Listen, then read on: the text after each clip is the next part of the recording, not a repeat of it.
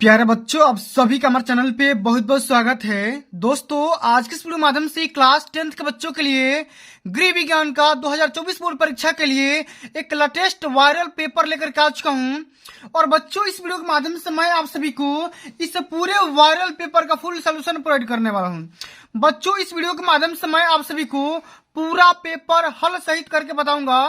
साथ में दोस्तों, ओएमआर बोर्ड के पेपर में किस प्रकार भरना है वो भी सिखाऊंगा, और बोर्ड कॉपी कैसे भरनी है इसका भी मैं तरीका बताने वाला हूं। और बच्चों, यकीन के साथ बोल सकता हूं कि अगर आप इस पूरे मैराथन को देख लेते हो तो बोर्ड परीक्षा 2024 में आप आसानी से 95% मार्क्स अचीव कर सकते हो। क्योंकि बच्चों, इस वीडियो के बनाने में बहुत सारा मेहनत लगा हुआ है, और अब की बार 2024 में गृह विज्ञान कॉपी कैसे लिखना है सब कुछ मैं आप सभी को इस वीडियो के माध्यम से बताने वाला हूं, समझाने वाला हूं। इसलिए आप सभी संभाल रिक्वेस्ट है, इस पूरे वीडियो को शुरू से लेकर के अंत तक जरूर देख लेना। वीडियो को लाइक कर देना, शेयर कर देना, चैनल पे नहीं होंगे तो सब्सक्राइब कर देना। आइए बच्चों, सबसे पहले आइए जान लेते हैं कि अब की बार 2024 में गृह विज्ञान का पेपर किस प्रकार से पूछा जाएगा। सबसे पहले हम पैटर्न को समझते हैं, उसके बाद हम इस पूरे पेपर का सॉल्यूशन बताएंगे, एक एक क्वेश्चन को बताएंगे, एक भी क्वेश्चन को छोड़ेंगे नहीं। पूरा पेपर मैं हल के साथ बताऊंगा, एक भी क्वेश्चन को मैं छोड़ूंगा नहीं। बोर्ड परीक्षा 2024 में ओएमआर कैसे भरना है, बोर्ड कॉपी कैसे भरनी है, देखो यहाँ पे मैं बोर्ड कॉपी और साथ में ओएमआर दोनों मैं लेकर के आ चुका हूँ। किस प्रकार से भरना है कि आपका एक भी नंबर ना कटे और पूरा का पूरा नंबर मिले। तो ये बच्चों, बिना किसी देरी के इस वीडियो का रिन्यू करेंगे। और सबसे पहले इस पेपर में जो खंड अ दिया है ना, उसको सबसे पहले सॉल्व करेंगे। उसके बाद खंड ब के सारे प्रश्नों को इस कॉपी में कैसे हल करना है उसका मैं सलूशन अभी तुरंत बता दूंगा, उसके लिए परेशान मत होना। तो सबसे पहले पेपर का पैटर्न समझ लेते हैं कि अब की बार 2024 बोर्ड परीक्षा में गृह विज्ञान का बिल्कुल इसी प्रकार से पेपर पूछा जाएगा। सबसे पहले बच्चों तो अपने यहाँ पे रोल नंबर यानी कि अपना अनुक्रमांक यहाँ पे लिख देना, उसके बाद यहाँ पे अपना नाम लिख देना। ठीक है। इतना करने के बाद पेपर का कोड याद रखना 823 ये यहाँ पे दे दिया गया, ठीक ना। ये क्लास 10th के बच्चों का गृह विज्ञान का ओरिजिनल वायरल पेपर रहने वाला है 2024 बोर्ड परीक्षा के लिए। इस पूरे पेपर को हल करने के लिए कुल मिलाकर के 3 घंटा 15 मिनट का टाइम रहेगा, जिसमें आपको यहाँ पे 15 मिनट पेपर को पढ़ने के लिए दिया जाता है। 17 नंबर यहाँ से मिल जाएंगे। सभी प्रश्नों को हल करना अनिवार्य है, यानी कि एक भी क्वेश्चन को छोड़ना नहीं है। और ये जो पेपर होगा ना बच्चा, 2 खंड में डिवाइड होगा, खंड अ और खंड ब में। खंड अ के सारे क्वेश्चन एमसीक्यू रहेंगे, जिनको ओएमआर आंसर शीट पे हल करना होगा, फिलअप करना होगा। कैसे भरना है सब कुछ मैं बता दूंगा, उसके लिए परेशान नहीं होना है। खंड ब के सारे क्वेश्चनों यहाँ पे अति लघु उत्तरी, लघु उत्तरी और दीर्घ उत्तरी क्वेश्चन का भी मैं सोल्यूशन लेकर के आ चुका हूँ, उसके लिए परेशान होने की बात नहीं है। बस खाली इस मैराथन को देख लो, ठीक है ना। 2024 पेपर में आप आसानी से 95% मार्क्स आसानी से गेन कर सकते हो। आइए, सबसे पहले बच्चों खंड अ के सारे प्रश्नों को हल करेंगे। यहाँ पे सबसे पहला प्रश्न पूछा गया है कि कौन सा बजट का अनिवार्य भाग नहीं है, भोजन, फैशन, शिक्षा या आवास। तो बच्चों, यहाँ पे फैशन जो होगा ना, इस फैशन के लिए पारिवारिक बजट में कोई भाग नहीं होता है, कोई बजट नहीं होता है, ठीक ना। इसलिए इसका राइट आंसर क्या हो जाएगा, ऑप्शन नंबर यहाँ पे तीसरा बिल्कुल राइट आंसर यहाँ पे हो जाएगा।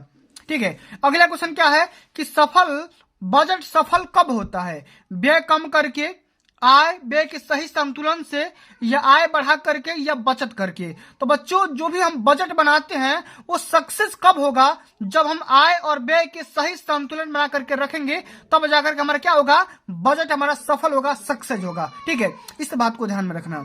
अच्छा, अगला क्वेश्चन क्या दे रखा है कि निम्नलिखित में से कौन सा सबसे सुरक्षित चेक है, वाहक चेक, क्रॉस चेक, दोनों, या कोई नहीं। तो सबसे सेफ चेक क्रॉस चेक को माना जाता है। ऑप्शन नंबर यहाँ पे सेकंड बिल्कुल राइट आंसर हो जाएगा, ठीक ना। तो जितना क्वेश्चन बता रहा हूँ भाई, सब कुछ को आपको लोग तैयार करके जाना है, ठीक ना। एक भी क्वेश्चन को मैं छोड़ूंगा नहीं। और अंत में बताऊंगा कि भाई ओएमआर कैसे भरना है और बोर्ड कॉपी कैसे भरना, उसके लिए परेशान नहीं होना है। ठीक है। अगला क्वेश्चन दे रखा है 1 क्विंटल गेहूं की कीमत 2000 है, तो 15 किलोग्राम गेहूं की कीमत बताना है। तो 1 क्विंटल गेहूं मतलब बच्चों 100 किलोग्राम गेहूं का दाम यहाँ पे दे रखा है 2000, ठीक ना। तो 1 किलो गेहूं का दाम अब से यहाँ पे निकाल सकते हो कि 20 रुपया निकल करके आएगा। और इसी प्रकार से 15 किलो गेहूं का दाम निकालने के लिए गुणा कर दोगे तो कुल मिलाकर के 300 रुपया यहाँ पे आ जाएगा। बहुत ही सिंपल सा क्वेश्चन है। ऑप्शन नंबर यहाँ पे तीसरा बिल्कुल राइट आंसर हो जाएगा। ठीक है। अगला क्वेश्चन क्या है कि ध्वनि प्रदूषण को किसमें मापा जाता है? ओम, जूल, एम्पियर या डेसिबल। तो डेसिबल में हम क्या करते हैं? ध्वनि प्रदूषण को मापते हैं, इस बात को ध्यान में रख लेना। ठीक है। अगला क्वेश्चन है कि वायुमंडल में किसके निर्माण को ग्रीन हाउस प्रभाव के रूप में जाना जाता है, जो वर्तमान ग्लोबल वार्मिंग के लिए प्रमुख रूप से उत्तरदायी है? क्लोरीन, फ्लोरीन, सल्फर डाइऑक्साइड या कार्बन डाइऑक्साइड। तो बच्चों इसका जो राइट आंसर होगा यहाँ पे CO2 हो जाएगा, कार्बन डाइऑक्साइड हो जाएगा। इसी के निर्माण को ग्रीन हाउस प्रभाव के रूप में जाना जाता है। अगला क्वेश्चन है कि हमें प्लास्टिक की बोतलों, थैलियों आदि का प्रयोग कम करना चाहिए। क्यों कम करना चाहिए बताओ? वे टिकाऊ नहीं है, वे गैर बायोडिग्रेडेबल हैं, या वे विषाक्त पदार्थों से बने हुए हैं, या वे वायुमंडलीय गैसों के साथ प्रतिक्रिया करते हैं। तो बच्चों इसका जो राइट आंसर होगा ना वो यहाँ पे सेकंड ऑप्शन सत्य हो जाएगा, वे गैर बायोडिग्रेडेबल हैं। क्योंकि बच्चों जो भी प्लास्टिक की बोतलें होती हैं, थैलियां होती हैं, जो कुछ भी प्लास्टिक की चीजें बनाई जाती है वो आसानी से मिट्टी में नहीं मिलती है, उसका माने कंपोज नहीं बनता है जल्दी, ठीक ना, वो जल्दी पिघलता नहीं है। अगला क्वेश्चन क्या है कि ओजोन परत का ह्रास के लिए मुख्य रूप से उत्तरदायी पदार्थ है। माने ओजोन परत का ह्रास के लिए, कमी के लिए कौन सा एलिमेंट सबसे ज्यादा उपयुक्त माना जाता है, आपको बताना है। CFC, ठीक है, या CH4 या DDT या O3 मतलब ओजोन ही होता है। तो ओजोन परत का ह्रास के लिए या कमी के लिए CFC यहाँ पे उत्तरदायी होता है ना, CFC यहाँ पे राइट आंसर हो जाएगा, इस बात को ध्यान में रख लेना। अच्छा, अगला क्वेश्चन क्या है कि घर पर सिलाई करने से किसकी बचत होती है? समय की, धन की, कपड़े की या तीनों की? तो बच्चों घर पर सिलाई करने से समय, धन और कपड़े तीनों प्रकार का लाभ मिल सकता है, तीनों प्रकार का सेविंग हो सकता है, बचत हो सकता है, इस बात को ध्यान में भाई रख लेना। अगला क्वेश्चन क्या है कि कपड़े की कटाई करने के लिए मिल्टन चाक से निशान लगाया जाता है। क्यों? क्योंकि भैया जो भी हम निशान लगाते हैं वो सरलता से छूट जाता है। ऑप्शन नंबर पहला यहाँ पे बिल्कुल राइट आंसर हो जाएगा। ठीक है, अब बच्चों चलिए अगला नंबर जो आपका क्वेश्चन है 11 नंबर क्वेश्चन क्या बोला जा रहा है कि घर में सिलाई करने से बचत होती है। मैंने किसकी बचत होती है? अभी मैंने बताया समय की, धन की, कपड़े की या समय धन तीनों की, ठीक ना, यहाँ पे तीनों के यहाँ पे राइट आंसर हो जाएगा। अगला क्वेश्चन है कि जल में घुलनशील विटामिन कौन सा होता है? तो विटामिन बी और विटामिन सी, ये दोनों विटामिन जल में घुलनशील है, ठीक ना, इस बात को ध्यान में रख लेना। और यहाँ पे आप बताओ कि विटामिन सी का सबसे अच्छा स्रोत क्या है, कमेंट करके बता देना। अगला क्वेश्चन है क्या है कि किसके प्रयोग से तुरंत ऊर्जा मिलती है? तो यहाँ पे ग्लूकोज बिल्कुल राइट आंसर हो जाएगा, क्योंकि ग्लूकोज के सेवन से सबसे जल्दी तुरंत एनर्जी प्रोवाइड हो जाती है, ठीक ना। अगर किसी को बुखार होता है या कुछ भी होता है ना तो उसको तुरंत एनर्जी प्रोवाइड करने के लिए हम उसे क्या करते हैं, ग्लूकोन डी या ग्लूकोज पिला देते हैं, तुरंत एनर्जी मिल जाती है। अच्छा, अगला क्वेश्चन क्या है कि लौह तत्व की कमी से कौन सा रोग होता है? आपको बताना है, एनीमिया, रतौंधी, मलेशियस या टाइफाइड। तो लौह तत्व की कमी से एनीमिया नामक रोग हो जाता है, ठीक ना। क्या होता है? एनीमिया। ऑप्शन नंबर यहाँ पे पहला बिल्कुल राइट आंसर हो जाएगा। अच्छा, अगला क्वेश्चन क्या है कि मानव शरीर में फेफड़ों की संख्या कितनी होती है? तो मानव शरीर में फेफड़े की संख्या 1, 2, 4 या 5, तो कुल मिलाकर के 2 होती है। कुल मिलाकर कितनी होती है? 2 होती है, इस बात को ध्यान में रख लेना भाई। सेकंड ऑप्शन बिल्कुल यहाँ पे राइट आंसर हो जाएगा। अच्छा, अगला क्वेश्चन क्या है कि कौन सी वस्तु का प्रयोग अस्थिभंग में अधिक रक्तस्राव को रोकने के लिए किया जाता है? तो हम उस टाइम करते हैं अस्थिभंग, मतलब कि हड्डियों को टूटते समय जो भी आपका ब्लड बह रहा है उसको रोकने के लिए हम टूर्निकेट का इस्तेमाल करेंगे। ऑप्शन नंबर यहाँ पे सेकंड बिल्कुल राइट आंसर होगा। अच्छा, अगला क्वेश्चन क्या है कि कृत्रिम विधि से सांस कब दिलाई जाती है? जल में डूबने पर, फांसी लगाने पर, दम घुटने पर या तीनों अवस्थाओं में? तो बिल्कुल तीनों अवस्थाओं में देते हैं, यहाँ पे चौथा ऑप्शन राइट आंसर हो जाएगा। इस बात को भाई मत भूलना, क्योंकि बोर्ड के पेपर में कई बार पूछा जा चुका है। अच्छा, अगला क्वेश्चन क्या है कि बर्फ की टोपी का प्रयोग कब किया जाता है? ये आपको बताना है। तेज ज्वर में, तीव्र वेदना में या हड्डियों को टूटने पर या मोच आने पर? तो बर्फ की टोपी का हम प्रयोग करते हैं तीव्र ज्वर में, यानी कि जब बहुत ही ज्यादा तेज बुखार लग जाता है उस कंडीशन में हम क्या करते हैं, बर्फ की टोपी का इस्तेमाल करते हैं। ठीक है, अब चलो अगला आपका क्वेश्चन यहाँ पे दे रखा है कि गर्म सेक किन अवस्थाओं में दी जाती है? तीव्र दर्द में, तीव्र ज्वर में, स्पंज करते समय या इनमें से कोई नहीं? तो गर्म सेक हम करते हैं यहाँ पे तीव्र दर्द में, ठीक ना। ऑप्शन नंबर पहला बिल्कुल राइट आंसर यहाँ पे हो जाएगा। अच्छा, अगला क्वेश्चन जो कि अंतिम नंबर क्वेश्चन है, एक सामान्य व्यक्ति का तापक्रम कितना होता है, टेम्परेचर कितना होता है, ये आपको बताना है। तो सामान्य व्यक्ति के शरीर का जो टेम्परेचर होता है ना वो होता है 98.6 डिग्री फ़ारेनहाइट होता है।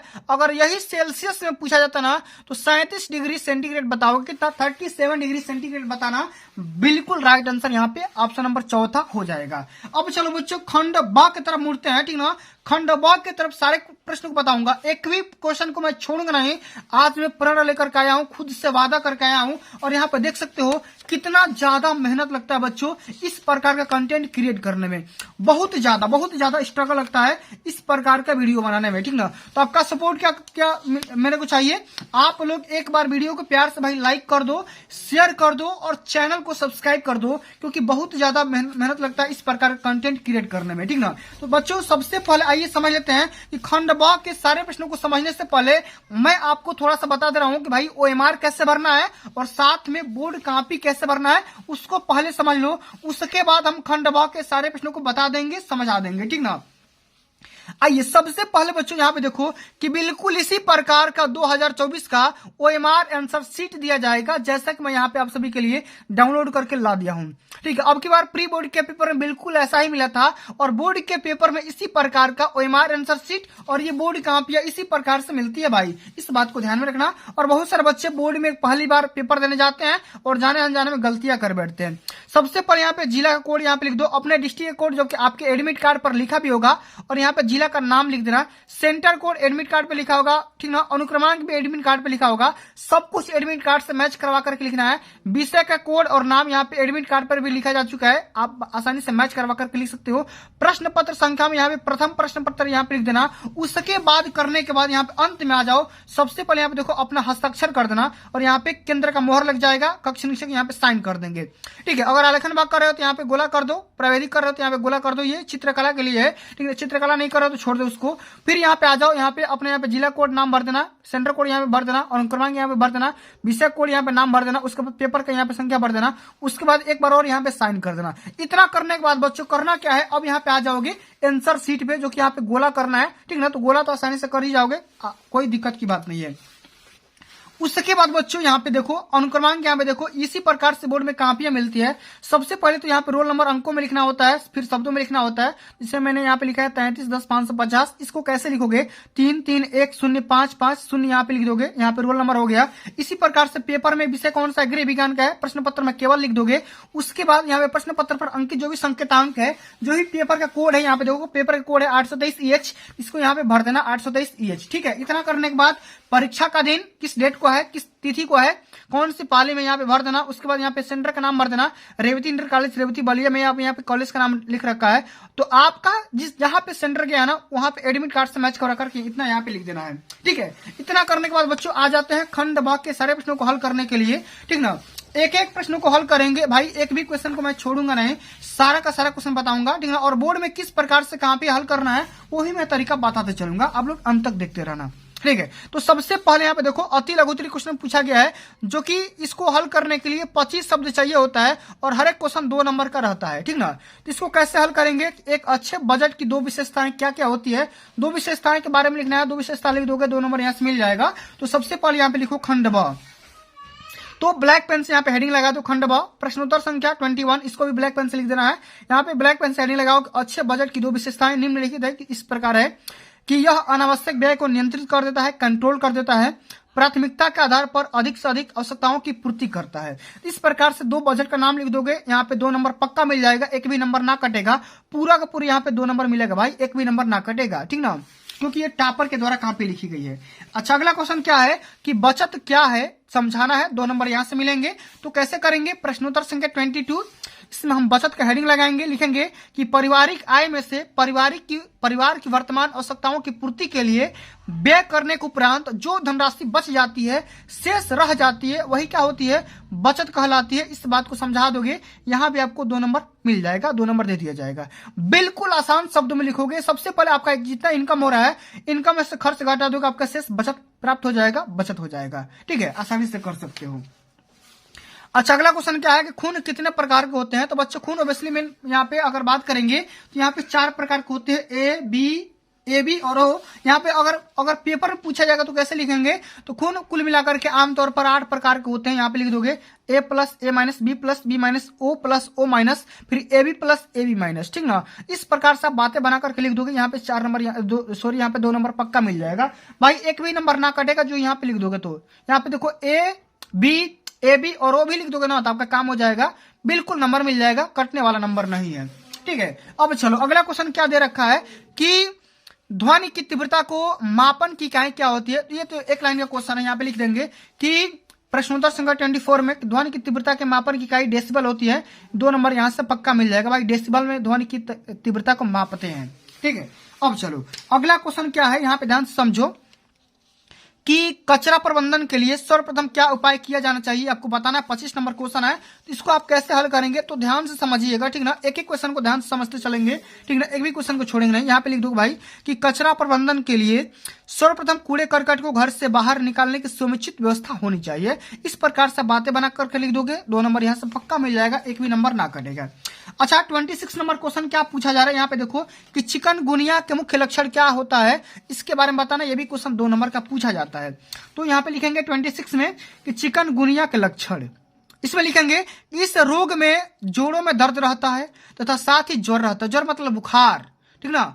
त्वचा शुष्क हो जाती है, माने सूख जाती है, तथा प्रायः त्वचा पर लाल, ठीक है, चकत्ते पड़ जाते हैं। बच्चों में रोग के संक्रमण से उल्टियां भी होने लगती है। अगर आपको ये चिकनगुनिया हो जाएगा ना तो क्या हो जाएगा, उल्टियां भी होना स्टार्ट हो जाएगा। चिकनगुनिया मतलब जो भी चिकन पॉक्स वगैरह होते हैं उसको हम क्या बोलते हैं, चिकनगुनिया बोलते हैं। इसमें क्या होगा, जोड़ों में दर्द रहेगा, साथ में तेज बुखार आ जाएगा, त्वचा सूख जाती है और लाल चकत्ते टाइप के पड़ जाते हैं, ठीक ना। और इस प्रकार का अगर रोग होगा तो उल्टियां भी होना स्टार्ट हो जाती है।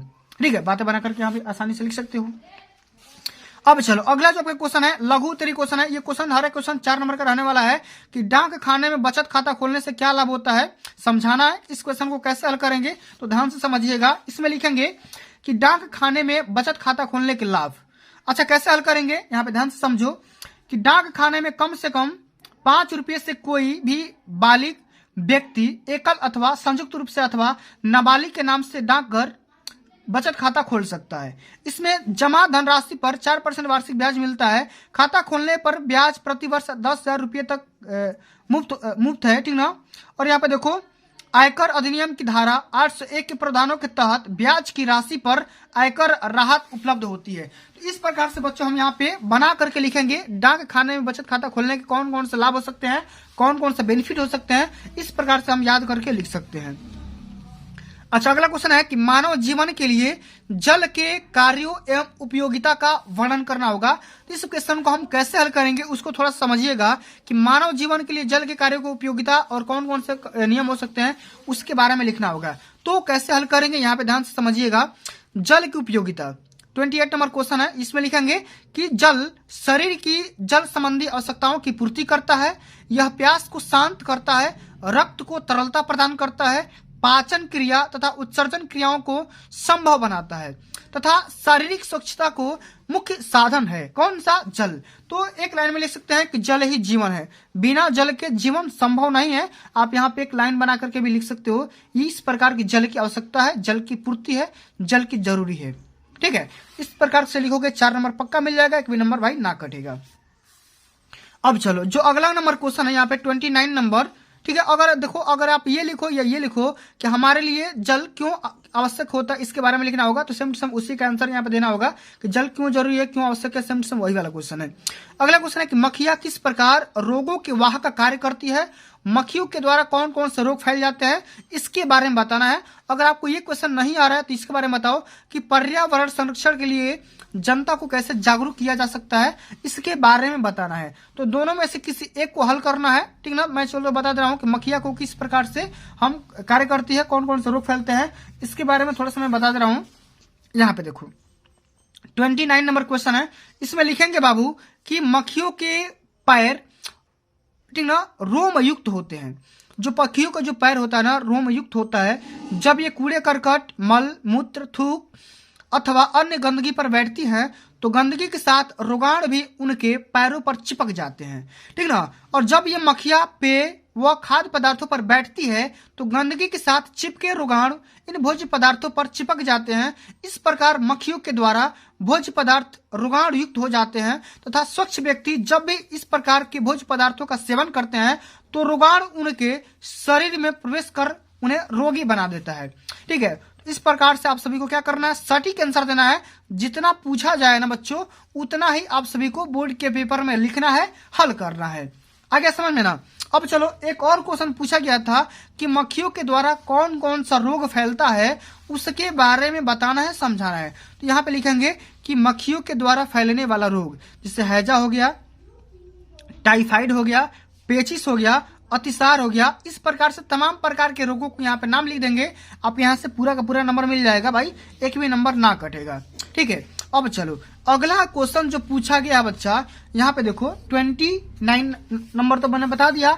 अब यहाँ पे 30 नंबर जो क्वेश्चन पूछा गया है कि रोग प्रतिरक्षा से आप क्या समझते हैं, अथवा चेचक रोग के लक्षण, कारण और बचने के उपाय लिखिए। तो दोनों में से किसी एक के बारे में हल करना है। कैसे करेंगे, यहाँ पे जरा ध्यान से समझिएगा बच्चा, ठीक ना, यहाँ पे ध्यान से समझो। इसमें लिखेंगे कि प्रश्नोत्तर संख्या 30, इसमें कैसे लिखना है कि प्रत्येक व्यक्ति के शरीर में स्वस्थ रहने की इच्छा व क्षमता होती है, इसलिए प्रत्येक रोग के रोगाणुओं से हमारा शरीर संघर्ष भी करता है। जब हमारा शरीर संघर्ष से हार जाता है तभी हम रोग का शिकार हो जाते हैं। इस प्रकार रोगों से लड़ने की जो क्षमता हमारे शरीर में होती है उसे ही रोग प्रतिरक्षा कहते हैं। ऐसा बच्चों इसलिए कहा जा रहा है कि देखो, अगर आपको बीमार भी होना है ना, तो सबसे पहले आपका जो शरीर में जो भी माने कीटाणु होंगे या सैनिक होंगे, तो सबसे पहले आपको बीमार होने से बचाएंगे। लेकिन ऐसा भी होता है कि वो कहीं ना कहीं वो थक जाते हैं, हार जाते हैं, ठीक ना। और जब भी वो हार जाते हैं, इस प्रकार से लड़ने की जो क्षमता होती है, पोटेंशियल होती है, उसी को हम क्या बोलते हैं, रोग प्रतिरक्षा बोलते हैं, इम्यूनिटी पावर बोला जाता है उसको एक शब्द में। ठीक है, अब चलो अगला क्वेश्चन पूछा गया है कि 18 वर्ष की बालिका के पेटीकोट का नाम लिखकर ड्राफ्टिंग करना है। ये क्वेश्चन करो या ये करो कि सब्जियों के सूप या रेसिपी तथा बनाने की कौन कौन सी विधि होती है, किसी एक विधि के बारे में वर्णन करना है। तो दोनों क्वेश्चन में से किसी एक क्वेश्चन को हल करना है। तो कैसे हल करेंगे जरा ध्यान से समझिएगा बच्चा। यहाँ पे लिखेंगे प्रश्नोत्तर संख्या 31। अच्छा, इसमें क्या लिखेंगे कि सब्जियों के सूप का रेसिपी बनाने की विधि, माने रेसिपी और बनाने की विधि कौन कौन सी होती है, इसके बारे में हम यहाँ पे लिखेंगे। ठीक है, कैसे लिखेंगे ध्यान से समझिएगा। यहाँ पे लिखेंगे कि सब्जियों के सूप का रेसिपी बनाने के लिए निम्न सूप सामग्री जैसे कटी हुई सब्जियां, नमक, काली मिर्च, घी, जीरा, पानी आदि ले, माने इतना आपको ले लेना है। उसके बाद कटी हुई सब्जियों को पानी में अच्छी तरह से धो करके किसी बर्तन में आधा लीटर पानी में डाल करके आग पर चढ़ा देना चाहिए, यानी कि उसको बॉयल करना चाहिए। तब सब्जियों गल जाए तो उन्हें कुचल कर व मसल कर किसी बर्तन में छान ले तथा घी व जीरे का छौंक लगा देना चाहिए। उसके बाद अब स्वादानुसार नमक व पीसी हुई काली मिर्च डाल देना चाहिए। इस प्रकार से आप सभी का सूप या रेसिपी बन जाता है और यही इसी प्रकार से बनाया जाता है। यही इसकी सर्वोत्तम विधि मानी जाती है, ठीक ना। इस प्रकार से आपको यहाँ पे हल करना है, समझना है। अब चलो बच्चों अगला जो आपका क्वेश्चन यहाँ पे पूछा गया है, यहाँ पे देखो लॉन्ग आंसर टाइप क्वेश्चन आ गया, दीर्घ उत्तरी प्रश्न आ गया।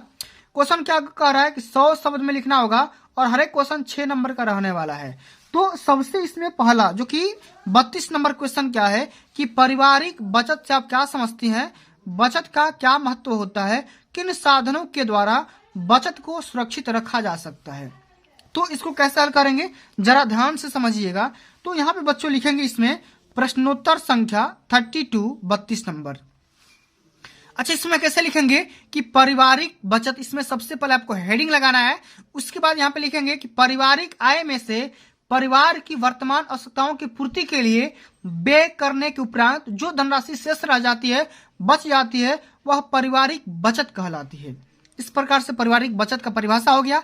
बचत का महत्व में लिखेंगे कि बचत आय का वह भाग होता है जो भविष्य की आवश्यकताओं की पूर्ति के लिए व्यय से बचाकर उत्पादक कार्यों में विनियोजित किया जाता है, ठीक ना। इस प्रकार से यहाँ पे लिख देंगे बचत का महत्व। अच्छा, महत्व किन किन प्रकार से हो सकता है, यहाँ पे देखो लिखेंगे कि पारिवारिक दायित्वों की पूर्ति, आकस्मिक संकटों की सामना, वृद्धा अवस्था में आत्मनिर्भरता, सामाजिक प्रतिष्ठा और यहाँ पे लिख देंगे आर्थिक लाभ। इस प्रकार से हम बचत का महत्व लिख देंगे। इतने प्रकार के बचत करने से लाभ हो सकते हैं, ठीक ना। इस प्रकार से लिख दोगे, आपका 6 का 6 नंबर पूरा का पूरा नंबर मिल जाएगा। अच्छा, एक और क्वेश्चन दिया गया अथवा में करके कि जल का संगठन बताइए, माने कि जल किन किन तत्वों से मिलकर के बना हुआ है, ये आपको बताना है। और जल प्राप्ति के स्रोतों का उल्लेख करना है और जल प्राप्ति का प्रमुख स्रोत का साधन भी बताना है। तो जल दो चीजों से मिलकर बना होता है, एक तो हाइड्रोजन और एक ऑक्सीजन। हाइड्रोजन का 2 मॉलिक्यूल्स और ऑक्सीजन के 1 मॉलिक्यूल्स को यहाँ पे मिलकर के बनाओगे तो यहाँ पे H2O बन जाएगा। इस प्रकार से जल बनता है। और कौन कौन से साधन होते हैं, कैसे मिलता है, ठीक ना, कौन कौन से स्रोत हो जाएंगे उसका नाम लिख देना, 6 नंबर यहाँ से मिल जाएंगे। अच्छा, अगला क्वेश्चन है कि पर्यावरण प्रदूषण का जनजीवन पर प्रभाव स्पष्ट करना है अथवा डेंगू के लक्षण, कारण और रोकथाम के उपाय बताना है। दोनों में से को हल करना है, दोनों को नहीं हल करना है। तो इस क्वेश्चन को कैसे हल करेंगे यहाँ पे ध्यान से समझिएगा। अच्छा, यहाँ पे देखो एक और भी क्वेश्चन पूछा गया था पिछले वाले क्वेश्चन में कि पारिवारिक बचत को कौन कौन साधनों से सुरक्षित रखा जा सकता है। यहाँ पे देखो लिख देंगे कि बचत को सुरक्षित रखने के साधन कौन कौन से, जैसे यहाँ पे बैंक हो गया, डाकखाना हो गया, बीमा योजना हो गया, भविष्य निधि हो गया, भारतीय यूनिट ट्रस्ट हो गया, या राष्ट्रीय बचत योजना हो गया, या अच्छी कंपनियों के शेयर हो गया। इस प्रकार से हम बचत को सुरक्षित रख सकते हैं। ठीक है, अब चलो 33 नंबर क्वेश्चन की तरफ बढ़ते हैं। यहाँ पे देखो क्वेश्चन पूछा गया कि डेंगू के लक्षण, कारण और रोकथाम के उपाय कैसे लिखेंगे, इसमें लिखेंगे। सबसे पहले यहाँ पे लिखो बच्चों कि डेंगू के लक्षण, कि डेंगू किस वजह से आपको समझ में आ जाएगा भाई डेंगू हो गया है। तो यहाँ पे लिखेंगे डेंगू के लक्षण निम्नलिखित है। इस रोग में तेज बुखार होता है। सबसे पहले भाई क्या हो जाएगा, बुखार हो जाएगा। रोगी को सिर दर्द होगा, कमर दर्द होगा, जोड़ों में दर्द होगा, यहाँ पे जहाँ पे ज्वाइंट होगा, तो ये ज्वाइंट है ना, यहाँ पे क्या हो जाएगा, दर्द होना स्टार्ट हो जाएगा, ठीक ना। घुटने में दर्द हो जाएगा, ठीक ना। हल्की खांसी होगी, गले में खराश की शिकायत होती है। रोगी को काफी थकावट, कमजोरी महसूस हो जाती है। रोगी के बढ़ने के साथ साथ उल्टियां, ठीक ना, रोग के बढ़ने के साथ साथ क्या हो जाएगा, उल्टियां भी होना स्टार्ट हो जाएगा और शरीर पर दाने निकल जाते हैं। इस रोग में रोगी की नाड़ी कभी कभी तेज और कभी कभी धीमे चलने लगती है। प्रायः रक्तचाप भी घटता रहता है और बढ़ता रहता है। जो भी आपका बीपी रहेगा वो कभी कभी घट जाएगा, कभी कभी बढ़ जाएगा। अब देखो बचने के उपाय कैसे लिखेंगे, डेंगू के बचने के उपाय कैसे लिखेंगे, यहाँ पे ध्यान से समझो। लिखेंगे कि डेंगू के बचने के लिए आवश्यक है कि मच्छरों के बचाव किया जाए। इसके लिए एक उपाय है कि मच्छरों को पनपने न दिया जाए। डेंगू फैलने वाले मच्छर ठहरे हुए साफ पानी में पनपते हैं, अतः घरों के अंदर और आसपास कहीं भी साफ पानी एकत्र न होने दे, ठीक ना। और पानी ढककर रखना चाहिए। फूलदानी आदि का पानी बदलते रहना चाहिए, ठीक ना। और मच्छरों की रोकथाम के साथ साथ स्वयं को मच्छरों से बचाएं। इसके लिए मच्छरदानी का प्रयोग करें और मच्छरदानी को दूर रखने के लिए क्रीम या तेल का इस्तेमाल करें, ठीक ना। मच्छरों को दूर करने के लिए क्रीम या तेल का इस्तेमाल आप कर सकते हैं। इस प्रकार से डेंगू के लक्षण और बचने के उपाय यहाँ पे आप लिख सकते हो। ठीक है, अब चलो बच्चों अगला नंबर जो क्वेश्चन पूछा गया है कि वायु के द्वारा रोग कैसे फैलते हैं। वायु के द्वारा कौन कौन से रोग फैलते हैं इसके बारे में बताना, वर्णन करना है, अथवा विषाक्त भोजन क्या होता है इसके बारे में आपको बताना है, समझाना है। तो कैसे हल करेंगे, तो मैं यहाँ पे विषाक्त भोजन वाला बता दे रहा हूँ, ठीक ना। इसके बारे में तो मैंने कई बार बता रखा है, ठीक ना। तो यहाँ पे देखो प्रश्नोत्तर संख्या 34, इसमें लिखेंगे विषाक्त भोजन। क्या लिखेंगे कि पूर्ण रूप से स्वच्छ, पौष्टिक तथा उपयुक्त दिखाई देने वाले भोज्य पदार्थ भी कभी कभी व्यक्ति को रोगी बना देता है। सामान्यतः ऐसे भोजन में कोई न कोई पदार्थ व्यक्ति को ग्राह्य नहीं होता। इसका मुख्य कारण होता है कि भोजन के अंदर उपस्थित ऐसे पदार्थ जो व्यक्ति के शरीर में जाने के बाद विषैले प्रभाव उत्पन्न करते रहते हैं, यही विषाक्त भोजन कहलाते हैं। इस प्रकार से विषाक्त भोजन का परिभाषा लिख दोगे, आपका काम हो जाएगा। पूरा का पूरा यहाँ पे 6 नंबर पक्का मिल जाएगा। तो बच्चों आज के लिए बस इतना ही। अगर ये वीडियो आप सभी को समझ में आया हो, पसंद आया हो, तो वीडियो को लाइक कर दो, शेयर कर दो और चैनल पे ना होंगे तो सब्सक्राइब कर देना। जल्द ही मिलते हैं अगली वीडियो में, तब तक के लिए जय हिंद, जय भारत, वंदे मातरम।